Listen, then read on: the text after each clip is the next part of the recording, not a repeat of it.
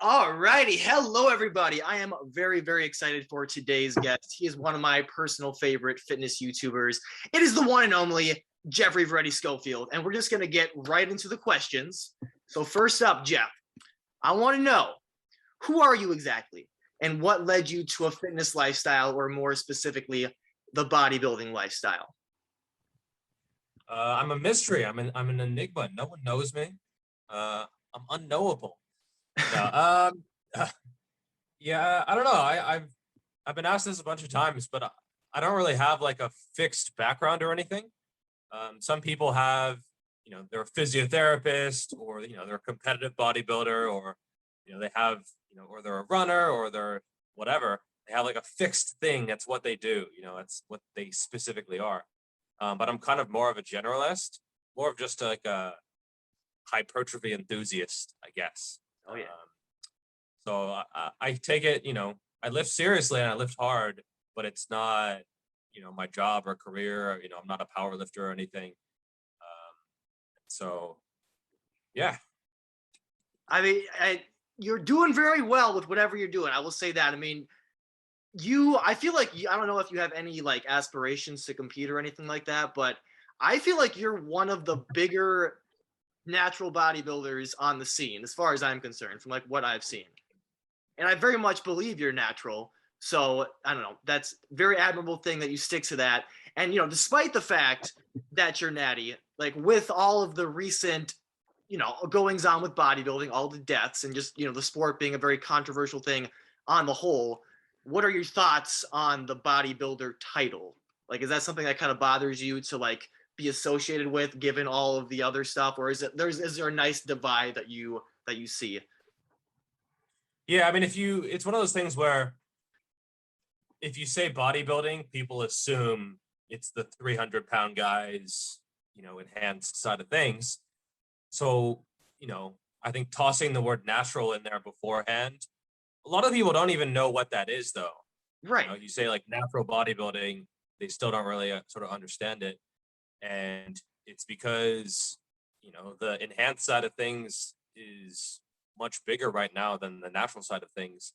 Mm-hmm. And it's sort of like drowned out the natural side of things. And, that's kind of a shame because they're totally different sports. Enhanced bodybuilding, IFBB pro kind of stuff, that's extremely unhealthy. No matter how you do it, no matter how many blood tests you get, you're wrecking your health one competition at a time. Whereas natural bodybuilding, it's very, very healthy. It's one of the healthiest things you can do. Absolutely. Yeah. Competing, you could say competing is maybe not the healthiest, like getting down to very, very low body fat percentage levels, but like, I don't really compete for that reason, and then for a bunch of other reasons, Yeah. which maybe we'll get into. But if you just go down to sort of low teens and body fat percentage, maybe 10, 11%, but not like 5, 6, 7%. Yeah. That is very healthy. Lifting in general is very healthy. So yeah, I would say they're really totally different things. Do I consider myself to be a bodybuilder? Kind of, but not really. I don't think I've ever called myself a bodybuilder. Like maybe occasionally. Interesting. But yeah, I'm more just a hypertrophy enthusiast. Okay, I like that. You're kind of changing the game a little bit. I see. And it's interesting you bring up the competition, because I mean, I mentioned that it'd be interesting if you did compete. If you have no interest in that, it is what it is. But I'm actually currently in competition prep. I'm doing a cut right now. The show is early June. And I just figured, like, for somebody who is as much into physique as I am, I should do at least one probably. And I am a personal trainer, and I'm looking to train people in bodybuilding. So it's like it'd be good to have as like for my resume, so to speak. So yeah, it's not the healthiest thing though. Like, even, I mean, obviously enhanced in general is not the healthiest thing, but then when you're competing, even as a natural, having to cut down, that's where the health complications come into play. But otherwise, yeah, bodybuilding is very much a healthy pursuit.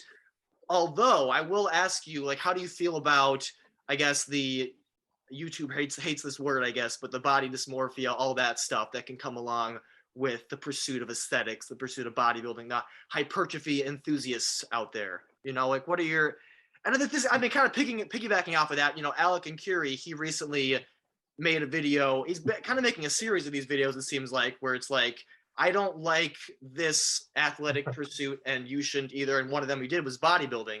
So it was like, I don't like bodybuilding and you shouldn't either. And I'm like, he brought up very good points in it, but curious to know what your thoughts are in regards to all that.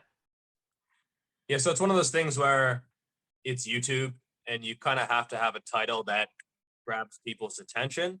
And, you know, it's kind of a shame because to get your content seen, you need to do that. And it you know, it's going to get worse because if you don't sort of clickbait or at least, you know, grab someone's attention with the title, you know, the video just doesn't do very well.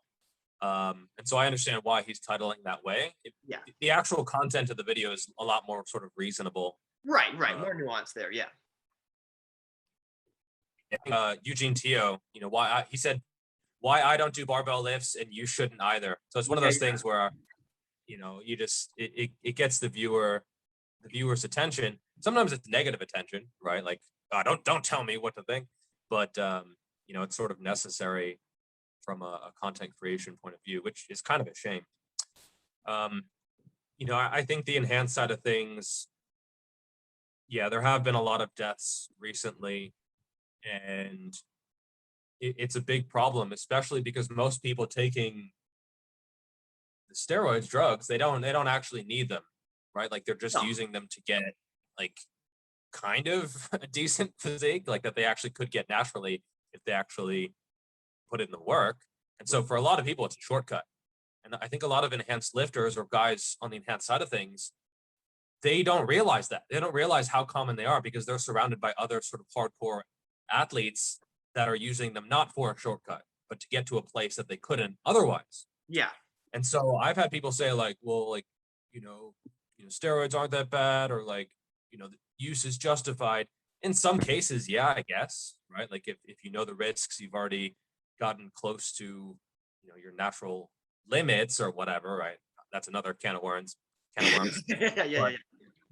You know, if they use, that's one thing. But most people using them, I would say the majority, 95% of people, they're just using them to get there faster or to get there, you know, they could have gotten there, but they just, you know, decided to take some compound. Yeah. And yeah, it's kind of a shame. Right. Shortcuts, people are always looking for the shortcuts in regards to fitness. And yeah, when it comes to building muscle, that is no exception whatsoever. And it seems very much like, especially online, like bodybuilding in some capacity seems to engulf the fitness industry, at least from my point of view. I don't know if that's your experience as well, but with everything else we've talked about in mind and with what I just said to set up this question, like, do you think the industry can be saved, so to speak? Or do you think there's always going to be it's always going to kind of be a mess on the whole and just have like little niche areas with people like you who are a bit more honest and a bit more down to earth about all this stuff? Like, what are your thoughts there? Yeah, so I used to think like, oh, things are getting better and like they're trending upwards. And, you know, in 10 years, the industry will be pure and amazing. And, you know, the people who give good information will float to the top and people will see, you know, the bad guys putting out bad information and like, oh, things will be great. No, I don't think so. I don't think that anymore. I think yeah, dude, there will always cynical. There's always going to be pieces of shit. Yeah. Like Yes. selling fear mongering or, you know, clickbaiting and having thumbnails that are, you know, completely dishonest. And I kind of like Greg Knuckles' point of view where he just finds it entertaining.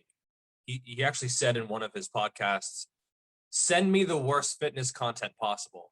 Like just send me the trash of the industry where it's like, calories don't matter, only insulin, that kind of stuff. And send me the worst misinformation out there because I love it. That's what he said. Because it's always going to be there, right? There's always going to be wolves and sheep. There's going to be wolves who just, you know, they see these sheep and they're going to prey on them.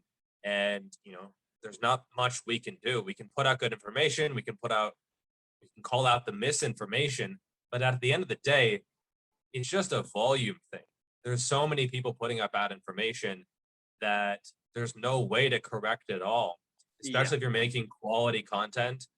The editing, as I'm sure you know, takes forever, hours and Yeah. hours and hours. Yep. Yep. Yep. And yeah, I'm like, I've seen your content and I can tell a ton of work goes into it. Yeah. And that's one of the reasons why I've shared it a few times. Yeah. Because But I see that, right? Like it's one of those things where before you make content, you don't realize how much actually goes into it and the time and the effort and everything. So if you want to call out misinformation, like right now I'm starting a series calling out Athlete X, Jeff Cavalier, for the Nice. fear mongering that he's done repeatedly over the course of the past decade. And that's essentially how he's built his business. Right. You know, don't do these exercises, 5 worst exercises, don't get injured, don't do it wrong. And it creates this aura of just people terrified to lift. Yeah. People terrified to have an imbalance or to, you know, be a little bit off center or to use a technique that is not perfect or to get in a position. Oh, this is wrong. And a lot of the biggest voices in the industry are shit. Yeah. They're just they're shit. Like and sometimes they know it. Sometimes they don't know it. But often the biggest channels, they have no incentive to actually learn. You know, Right. They if they've been putting out content for 10 years, it's the same stuff. They haven't updated their opinion. They haven't kept learning because they have no reason to. Right. And it's also, it would actually actively hurt their brand. You know, if someone comes out and says, hey, I used to believe this, I no longer believe that for these reasons, now I believe this instead, to normies, to the normie scum that watch these big channels, they can't wrap their head around that. They can't, because this is their God, this is their idol, this is the person who is always right. And therefore, it shatters that illusion. And these big channels, they know that. Yes. They know that they can't say, hey, like, you know, I might have fucked this up. they don't have the balls to say that. And so they'll ignore it. And, you know, Jeff Cavalier, he won't even delete the video that he tells people to breathe out before squatting. Right? Yeah. Like that, to me, that is, and he knows about it because he's edited the description. He's edited the description to say like the exact opposite of what he says in the video, but he doesn't have the balls to actually delete the video. Wow. And to me, that shows exactly where his head is at. Exactly. He can't admit that he was wrong. And no one would even notice if he deleted the video. I mean, I would, a few other people would, but the fact that he is okay with actively actually hurting people to leave that video up for his own ego, big red flag. And absolutely, man. Absolutely. yeah, and this is the kind of stuff you see all the time. And often these channels get big because of shitty behavior. Right. You might think, hey, the bigger the channel, the better the information. I've seen almost no correlation. Right. And there are some channels that are very, very good and big, but there's not much correlation. Right. But to the average YouTube fitness viewer, they just see, oh, how many millions, they must be right. And that's just simply not the case at all, because often these bigger channels, they actually grow their channel through misinformation and through putting out content that hurts their viewers. Right. The sad part is when you call them out on that, these fanboys who you're trying to actually help will get angry and they'll attack you as well. Right. And so your channel has actually been growing quite a bit. Like since I started watching, I can't remember exactly the number, but I think you're in the 60,000s now. And it's kind of a weird question, but could you see yourself ever sort of selling out in some way? Like, could you, even if like, whether intentional or not, like, do you think that could happen? Like, I feel like you've joked about it in some of your videos in the past. So again, weird question because like, who's going to just say, yeah, I'm going to sell out one day, but just curious. I don't know. Yeah, I have a whole timeline of like, you know, 60,000, 80,000, 100,000, 200, 500, a million, you know. There are levels to this shit. And like the bigger you get, the more you can sell out and manipulate your audience and gaslight them and sell shitty supplements and make claims that are not based in science. Yep. That kind of stuff. You know, just the basics. Just the basics. It's not going to be anything crazy, right? It's just going to be gradually and steadily manipulating my audience to make them worship me and stroke my own ego. Just par for the course, right? Like pretty much any big channel does this, so like I don't see why I would be any different. You know, it's one of those things where I've actually thought about making a video about why fitness influencers sell out, because it does happen so often. Yeah. To the point where people actually have told me, like, oh, I hope you don't sell out. Or even like they expect me to sell out. They expect, they're just sort of waiting for it. I've gotten comments where it's like, how long before this guy sells out? I'm like, right. Like, come on. Like, really? Come on, man. But yeah, it happens a lot. It happens a lot. That's why people are critical about it, right? That's why people are expecting that you might do it, is because so many do. It's like, well, this guy's climbing up the ladder of the subs, so one day he probably will too. It's one of those things as well, like people have different definitions about it. You know, I've had situations where I mention my book in a video, and I do mention it frequently because that's, you know, a major source of income for me. Great book, by the way. But I've had people say like, oh, you mentioned your book that's selling out. Like, really? I mentioned my own product in my own video that doesn't have ads on it, and I make for free, and I don't make any money any other way off of it, and that's selling out? Like, to some people, that, you know, selling a $20 ebook is selling out. You know, there is this range, right? Like, okay, $20 ebook, to some people it's selling out on your own video, right? Like, what about $30, $50? I mean, people would pay $50 for my book. That's how much information is in there. But like, what about $100, $200? What if I, you know, $500 for an ebook, that kind of thing, which I've seen, by the way. Holy shit. Yeah, like people selling, you know, courses and stuff like that. And, you know, where do you draw the line, I guess? Right. And I have increased the price of my book. It started at like $8, which in hindsight was just ridiculous. stupidly that's low. Low, man. That is because again, that book, like, you know, I bought it, and great book. Like, for not even just for the price, like, it's just very all inclusive. Like, that's a book that I'd recommend to pretty much any lifter. Like, absolutely. Oh, thank you. Yeah. And I'll probably have more books. Like, I just finished the book on ring training. I have a weak point lagging muscle correction book in progress. Nice. Just because I think that's better than advertisements. Like, I agree. Seeing V-Shred on your video. Yeah, like seeing V-Shred on your video one too many times, you're just like, gotta find some other way. So I monetized for like a month, and then I'm like, I pulled the plug on that. My dad actually, he's like, oh, congratulations on being monetized. But there was some guy, some advertisement, and this guy just talked and talked and talked.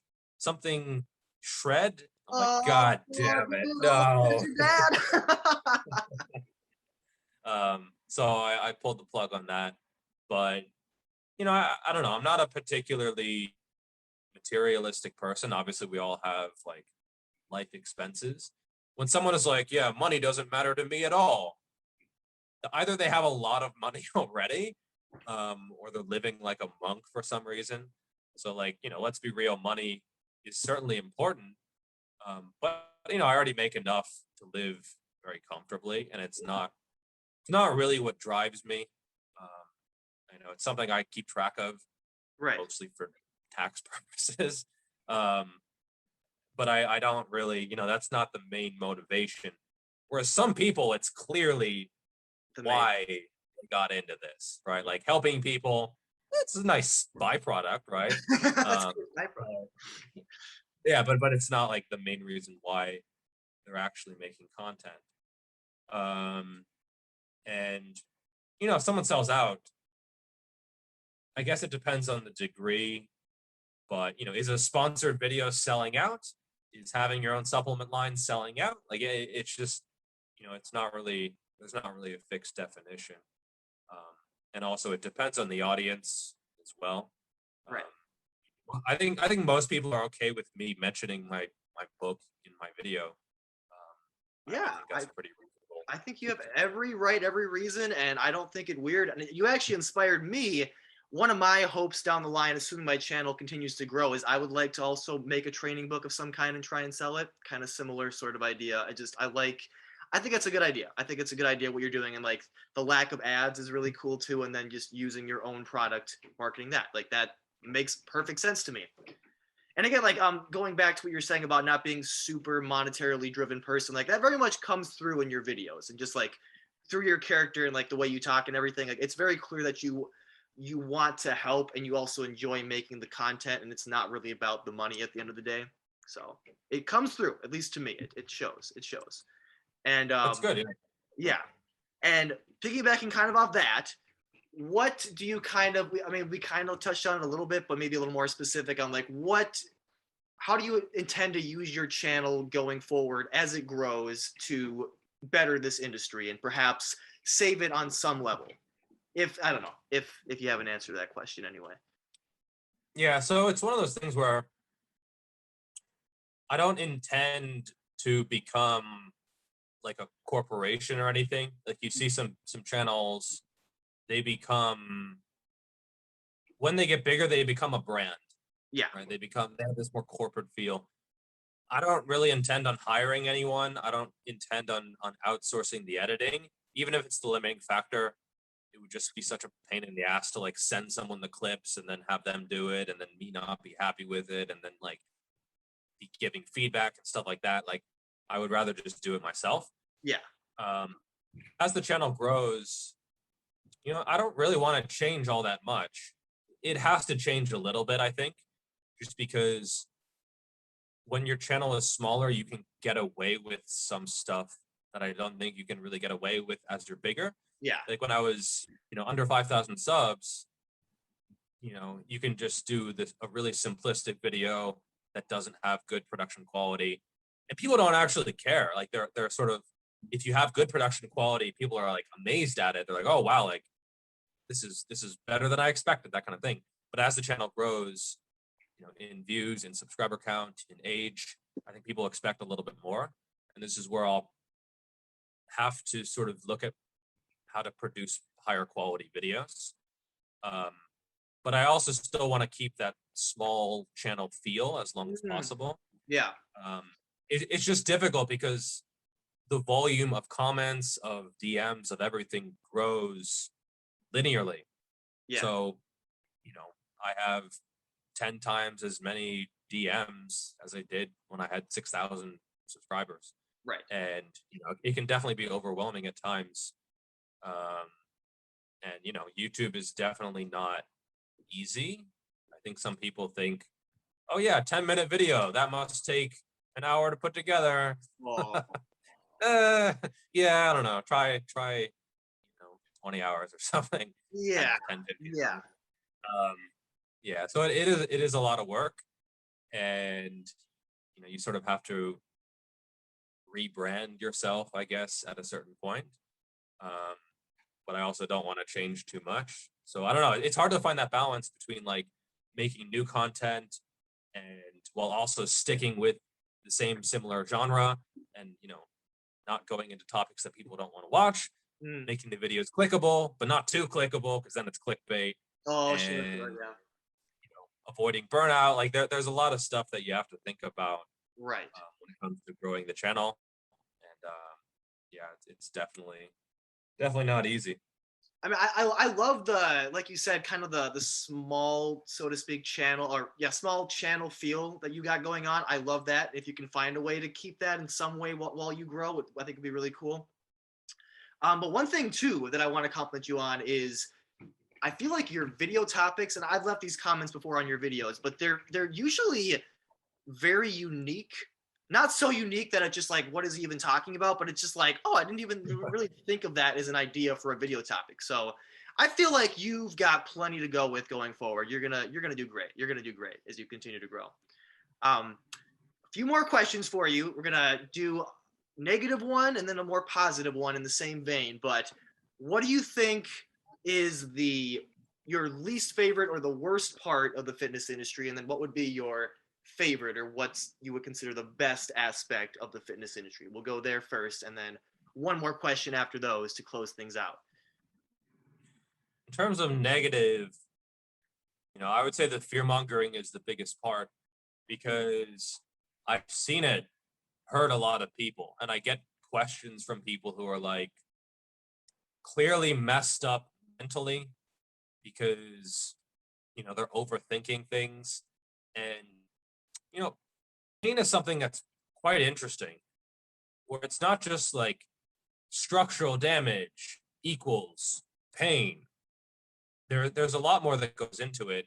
A lot of it has to do with your expectations as well as it's called the biopsychosocial model. So it's not just it's not just biology. Oh, my shoulder hurts because of something structural happening in the shoulder, or my back. It hurts because of I herniated a disc or something like that. There's also psychological and then social models as well. So if you tell someone, hey, your rotator cuff is torn, they actually do worse than if you don't tell them that. Yeah. Because their expectation is totally different. Maybe they're babying this area. They're not getting blood flow into the area. Yeah. So when you tell people, exercise is inherently dangerous, you can't mess it up, you can't get out of position, you have to do all these warm-ups, you have to do all these activation exercises before you lift. I don't think it's always malicious, but certainly the consequences are very serious, and I see them very, very frequently, to the point where it almost becomes a meme, right? Like, oh, this guy eats half of his meal with this hand, half of his meal with this hand, just to prevent any imbalances. Like, imbalances are normal and natural within a certain point. Yeah. And they're not necessarily going to be the end of the world. I would say if you look at most people, they have an imbalance somewhere in their upper back, somewhere in their hips. I would say, I don't know an exact percentage, but it's over 50% for sure. And you can see this sometimes. If someone is doing like, yeah, I'm sure you have one. Like, pretty much any lifter has a visible imbalance somewhere. Could be shoulders, could be scapula, could be hips, could be leg length or functional like limb length imbalances. But if you see someone do like a Lou lateral raise, where they're raising their hands overhead, often you can see the scapula move a little bit differently, right? Like the rhomboids and everything. You can see them fire a little bit differently. And to the point where if I do it, my left shoulder is a little bit higher. And it's something to keep in mind. Is it something you can always 100% correct? Not always. It's easy to say, like, do this exercise to correct this imbalance. In practice, often that doesn't work particularly well. But people need to realize you don't need to move perfectly to get the benefits of exercise. And, I think just realizing maybe we're a little bit more resilient than a lot of people think would be beneficial. Sure. Now, on the other hand, like injuries do happen, right? Like I'm sure you've encountered injuries. Pretty much, like pretty much any serious lifter I've talked to, they've had some issue that they've had to deal with, but that doesn't mean everything can be prevented or you need to be fearful when you're going into the gym. Right. That's what I see. Like people don't bench press, they don't squat, they don't do pull-ups, they don't do deadlifts, they don't do rows. Like they're avoiding all of these really, really good movements, which could benefit them greatly because they've heard they're bad, or they're dangerous, or you can't do them in a certain way, or you have to avoid certain positions, or you have to warm up very thoroughly, or you can't work out a muscle group more than once a week. All these kinds of things that really have very little evidence. Yeah. That's the thing. A lot of these fear-mongering channels, they don't provide evidence. They'll say, hey, don't do this because of this structure, this, I'm impinging. But then when it comes to actually providing evidence for these claims, the silence is deafening. And in fact, often if you look at the evidence, it contradicts what they say. And so, this is one thing where it's a big problem. And I think these channels are not getting called out enough. Maybe other channels are fearful or, it takes a lot of work to dig into these actual claims to refute them. But I think, this is something that needs to be done because, these guys are really causing a lot of harm to a lot of people. Yeah. And often the people who are getting harmed, they might not even know it, or they might think, hey, this is such a good guy. He's protecting me from this issue. When in fact, avoiding some of these exercises might be causing them Yeah, sufficient. exactly. No, that's a unique one. I like that. I like that. The fear mongerers. The fear mongerers. I would have to agree. I don't know what. Well, I don't know what my personal worst would be, but that's a good one. That is a good one. A unique answer. So what do you think then would be the the best, the more positive? Just like what do you think is in general the best things brought to the fitness industry? Recently, I've actually been liking all these collabs. Like Alpha Destiny has done a bunch of like Oh yeah, yeah. All the Noble podcasts. Natty collabs. Mm-hmm. Those have been really, really enjoyable. Um, and it's something you didn't really see that much of a few years ago. Like content creators would just make content, like they'd make their own content, and then that was basically it. But I think, having a more like conversational kind of thing can be really, really beneficial. And I am noticing small but noticeable changes in terms of the narrative that you see. And bullshit will get called out more than it seems like it did 5, 6, 7 years ago. Like at Absolutely. that time, someone could say anything and people would just be like, oh, he's big. Like it must be fucking true, right? But now it's like people are questioning it a little bit more. And I am noticing gradual shifts in not necessarily the quality of all of the information, because again, the misinformation is still going to be out there and it's always going to be out there. But people get called out on it more, and it seems like things are changing for the better. And I don't look at it like it's my responsibility to make things better. Some people will send me stuff and be like, "You got to call this guy out."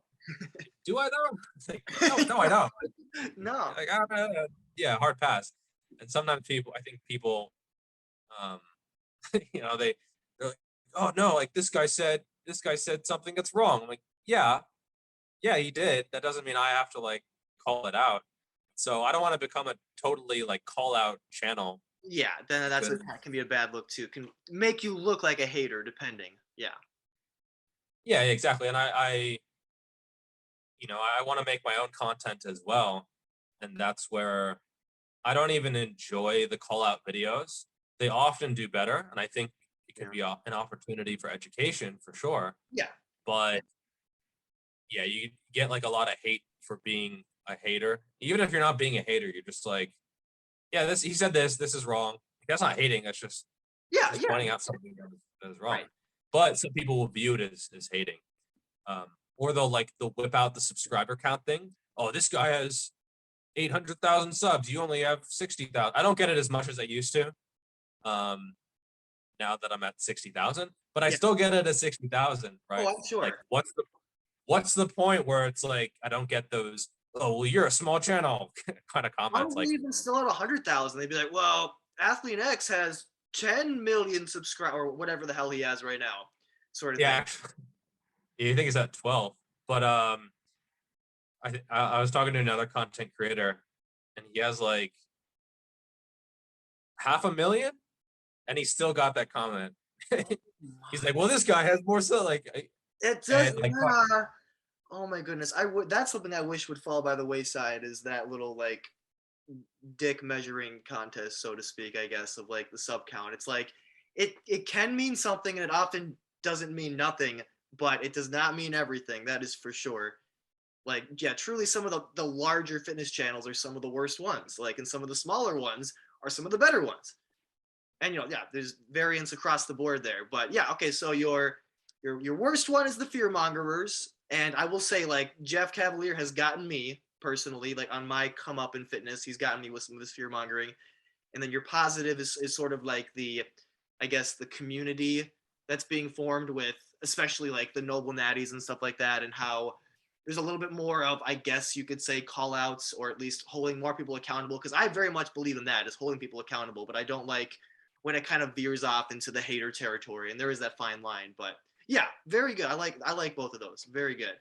yeah, like actually, yeah. So I kind of learned my lesson because you can't get emotional about it when you call someone out. Yeah. because then it just looks like, it looks kind of, I guess, unprofessional, or it looks like you're jealous, or it looks, yeah, like you're just being a hater. And even if this misinformation, especially when it's clearly malicious, pisses me off, I think it's better just to be kind of unemotional about it. Yeah, Just dude. say, hey, this guy said this, he's wrong. Like, you don't have to be, get really worked up about it and yell and scream and rant and rage. Right. I think trying to make it as sort of educational as possible is probably the way to go. Like, Right. when I did my first video on Ryan Humiston, it got like more than 50% dislikes. And it wasn't because I was wrong. No one in the video was like actually debating the points that I made. It was just that like it came off as, you know, jealous or catty or emotional or anything like, or something like that. Yeah. And so I think it's, I kind of learned my lesson there, where it's better just to say, this, he said this is why it's wrong. This is what you should do instead, etc.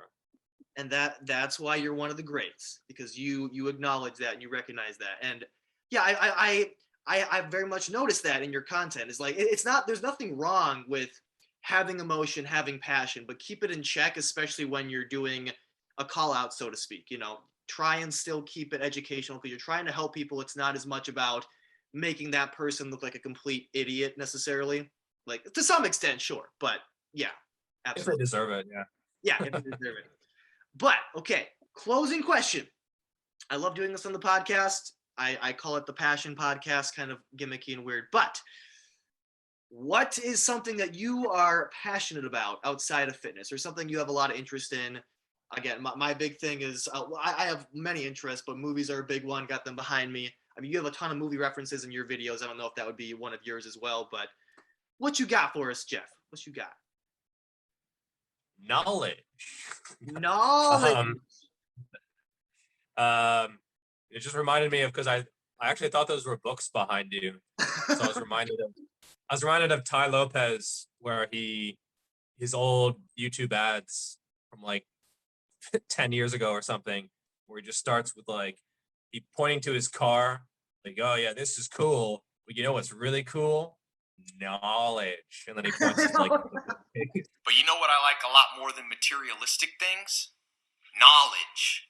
In fact, I'm a lot more proud of these 7 new bookshelves that I had to get installed to hold 2,000 new books that I bought.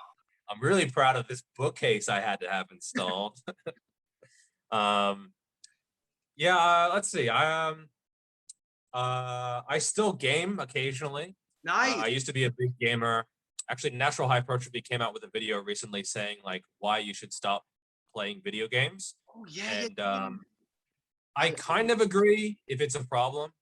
But I think you can sort of revisit it later. Like for me in my 20s, well, in my teens and early 20s, it was a big problem, right? Like, I think a lot of content creators have like addictive personalities, or sort of like borderline OCD, just because to create content, it requires a lot of focus and attention for a long period of time. And so, I've noticed a lot of content creators, they have this sort of personality where it leads them susceptible to, becoming addictive to various tasks. And so for me, that was gaming, where I would game all day, into the night, all night, all next day, all the next night, just like, yeah, like that was not all the time, but like, I remember one time I was probably up for like 50 hours straight, just, glued to the screen. And so, yeah, it's one of those things where if you can find the balance, it's cool, it's great. But if you can't, like, I can totally understand why pulling the plug is probably the right decision. Absolutely. And yeah, it can waste a lot of time. On the other hand, yeah, like now I can balance it better where, I can just slot an hour or 2 at night or something just to wind down. I can listen to a podcast or something, and then just, play some kind of RPG or something. I actually used to have a Dungeons and Dragons group here in Shenzhen, where I would play every week. Unfortunately, with the recent issues the past few years, it's been difficult to do that, and a lot of foreigners have actually left here, so it's difficult to get a group together. Oh, really? Yeah. But yeah, but I still play Dungeons and Dragons, RPG games, that kind of thing. Nice, dude. In No, I love other fit stuff, was that? Okay, I just say I love fit nerds, man. Fit nerds for the win. That's right. Yeah, guilty as charged. Apart from that, it's pretty much all work. Unfortunately, like, well, not that sounds bad, but it's just like it does squeeze out time for other stuff. Sure. So, in the morning, all work, and then, I go to the gym, and then I walk around a little bit, and then I come back and I work more, and then like, maybe find an hour or two just for like reading or gaming or something else just to relax, and then that's it, like 6 or 7 days a week. And so I think people should realize, like, if you want to be on YouTube or you want to be an entrepreneur or whatever, usually 40-hour weeks isn't really going to cut it for most people. And so you should go in with the expectation that it's probably going to be more like 70, 80, maybe even 90 hours per week, if it's something that you really want to do and excel at. And that means that other stuff might have to take a back seat. For a while, it was not even gaming. It was just like only YouTube, and I was putting out like a video every day. That's where it's like, there's really no time for anything else. But now I've sort of found it where it's a little bit more balanced. So, if I can't get out a video, that's fine. I'll push it back to the next day. Whereas before it was like, no, I have to get this video out this day. Thumbnail, timestamps, title, comments, everything. Like, you got to get it done today. Whereas now I'm a little bit more relaxed and more in balance. And reasonable. Yeah, I feel like that's pretty common with, I guess I can't really speak on this too much, but it seems like, at least for myself and other YouTubers I've befriended, that's kind of the way it is in the beginning, especially as they really are just trying to, because that's what they hear is like, you got to get a video out every week, but then they'll try and do one like every day or whatever, and just more and just burn themselves out quickly. Like I've been on the verge of burning out many times myself. Like it is something. But I wanted to ask too, though. So D&D, we got that. But any other games that you want to mention that are like favorites of yours? I take you as a Zelda person. I think we kind of bonded over that once in the DMs. You're a Zelda dude? Yeah. In terms of like board games, not too much. Again, like one of the drawbacks of living here in China is that like, there's not much in terms of like the foreigner expat situation right now. Yeah. Like a lot of people have left, so it's like kind of a unideal situation, I guess, for that. I still occasionally study Mandarin, but not as often as I like or as often as I should. Like I'm still conversational, but it's definitely gotten worse over the past 2 or 3 years. Well, Geoff, that's all I got. I don't want to take up any more of your time. And I really, really appreciate you coming on, because like this is a big one for me. Like you are one of my favorite fitness YouTubers. Like I watch everything you put out. Really respect what you're doing for the community, for the fitness industry, and I want you to continue to grow, and I'm going to be there to support you. And I hope more people buy your freaking book. Buy his book, everybody. Buy his book. It is cheap and it is worth it. And who knows, maybe one day it won't be cheap anymore. Who knows? Maybe he'll sell out. Who knows? The future is unwritten. No, he won't sell out. Yeah. Anyway, Geoff, anything else you want to say? Anything you want to plug? Anything at all? Closing thoughts? No, I think that's about it. Thank you for creating great content as well. Thanks, if people showed up here from a post that I made, they should definitely subscribe to your channel as well, because you're putting out good content. You're working hard. I know you're putting a lot of effort into the content, and it is absolutely on point. Thank you, brother. Thank you. I really appreciate that. You're a good man. You're a great man. Well, it's nighttime for me, daytime for you over in China. But yeah, have a great rest of your day, buddy. Yeah, good night. Good day.